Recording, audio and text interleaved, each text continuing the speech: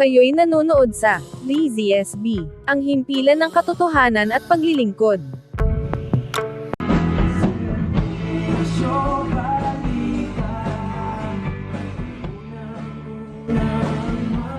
Panunumpa ng mga bagong halal na barangay officials, sinimulan na. Bago tayo magpatuloy, huwag pong kakalimutan, mag-subscribe sa aming channel. Ang Serbisyo Balita Live Online. Upang kayo ay ma-notify, sa tuwing may bago kaming mga uploaded videos. Formal nang nanumpa ang mga bagong halal na opisyales ng barangay sa harap ni Mayor Ros Rizal ng lungsod ng Calamba. Sinimulan nitong 3 ng Nobyembre ang nasabing panunumpa ng nasa 864 na opisyales na binubuo ng mga barangay chairman, kagawad, SK chairman, at mga SK kagawad, at matatapos sa 8 ng buwan ding ito.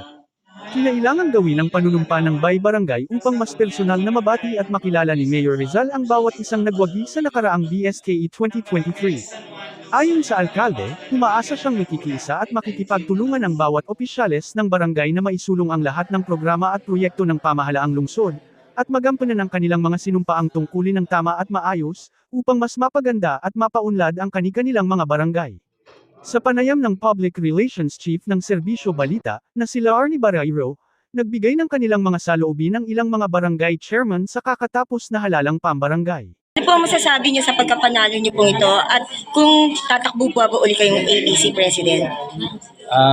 So far, tutuwa ako at mga barangay na muli makapaglingkod sa kanila at nakita naman siguro nila yung mga sa performance ko sa barangay. Ang pinipili ko naman lahat.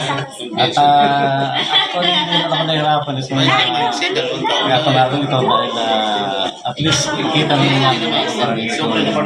Patunay na talaga tayo nagsigot ng pag-asa. Tapat, hindi tayo ating mga awards. Ngayon, doon sa tagbubuli sa ABC, mag-uusap kayo ng ating mga pag-uso dahil siyempre hindi na sila kumamay ng ating gustuhan. So, nagbibigyan ulit ng pagkakataon ng ating Panginoon at mga kasama kapitan. Nais ko nga pagpatuloy pag-uusap bilang Pangulo ng Liga ng mga barangay sa Calamba.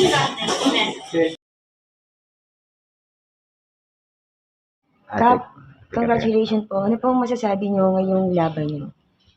Doon na lamang po na sa akin, okay lang.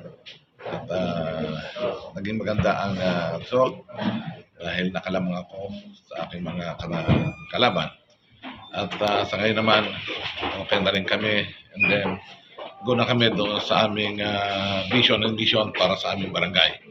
Tuloy-tuloy lang po kami. Samantalang, 2 taon lamang ang nakalaan para sa termino ng mga nanalong opisyales ng barangay, at muling magsasagawa ng barangay and sangguniang kabataan election sa taong 2025.